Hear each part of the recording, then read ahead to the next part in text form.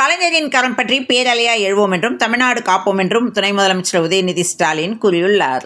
மறைந்த முன்னாள் அமைச்சர் கருணாநிதியின் 102வது பிறந்த நாள் இன்று செம்மொழி நாள் விழாவாக கொண்டாடப்படுகிறது. இதையொட்டி தமிழகத்தின் பல்வேறு இடங்களில் அவரது உருவப்படத்திற்கு திமுகவினர் மாலை அணிவித்து மலர் தூவி மரியாதை செலுத்தி வருகின்றனர்.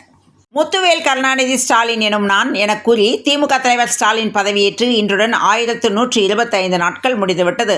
2026 மே 6ஆம் தேதி அவருடைய பதவிக்காலம் முடிகிறது. சொல்லப்போனால் இன்னும் சரியாக 338 நாட்கள் இருக்கிறது. அதற்கு பிறகு யார் அடுத்த முதல்வர் என்ற கேள்வியுடன் மக்களின் பதிலை அரசியல் சாசனம் எதிர்நோக்கியுள்ளன.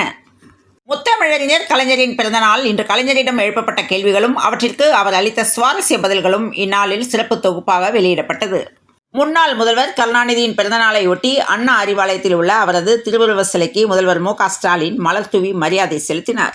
தமிழக அரசு நீதிமன்றத்தை நாடிவிடும் என்ற பயத்தில் மசோதாக்களுக்கு கவர்னர் ரவி ஒப்புதல் அளித்துள்ளார் என நிருபர்கள் சந்திப்பில் முதல்வர் ஸ்டாலின் தெரிவித்துள்ளார். தமிழ்நாட்டில் அரசு பேருந்து கட்டணம் உயர்த்தப்படாது என்று போக்குவரத்து துறை அமைச்சர் சிவசங்கர் அறிவித்துள்ளார்.